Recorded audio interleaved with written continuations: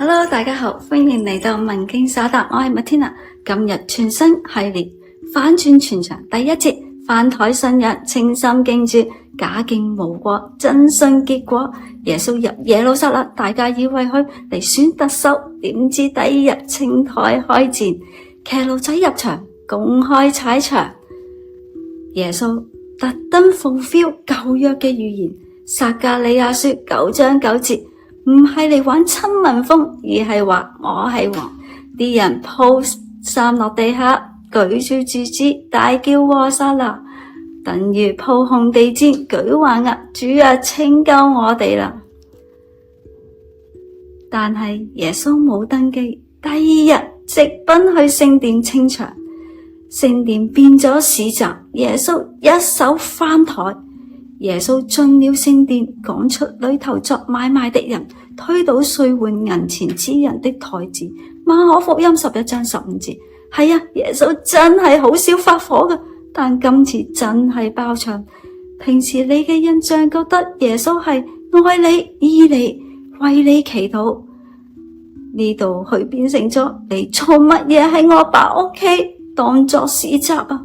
如果今日發生，教會變成展銷會，聖靈水晶加持香薰買3送1。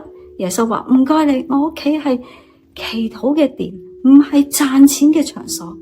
耶穌清殿其實係清人心，表面敬虔其實貪念，佢完全唔收貨。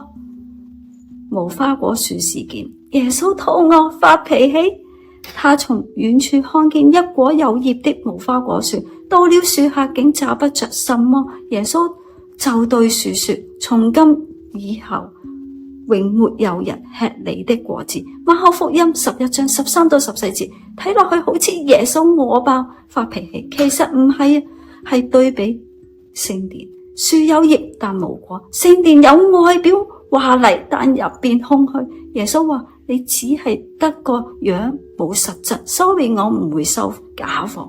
如果今日發生 IG post， 每日金句，教會打卡，詩歌打完 call， 但私底下冇祈禱、冇寬恕、冇實踐，外表靚爆嘅信徒，內心空心。耶穌要你結真實嘅果子，信心嘅禱告，神國操作系統。所以我告訴你們，凡你們禱告祈求的，無論是什麼，只要信是得着的，就必得着的。馬可福音11章24節。清殿唔止係為咗拆台，耶穌仲係要話俾我哋聽，你哋要翻嚟真正信仰嘅模式，信心加禱告。信仰唔係靠外在嘅宗教感覺，而係有冇信心真正嘅連接上帝。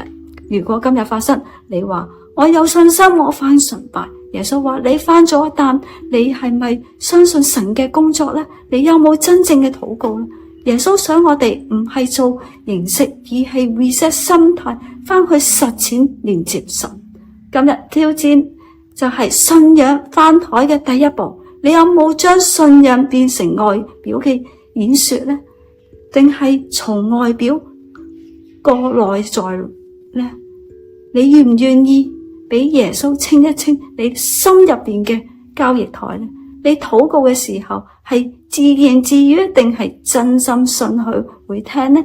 挑戰你今日翻開馬可福音11章1到26節，安靜禱告3分鐘，問下耶穌：主啊，我有冇乜嘢嘅時候要翻台重新嚟過呢？下一節問題連環長啊！耶穌點樣刺鬥宗教高層？好，記得 like subscribe 我嘅文經所答，下條片見，拜。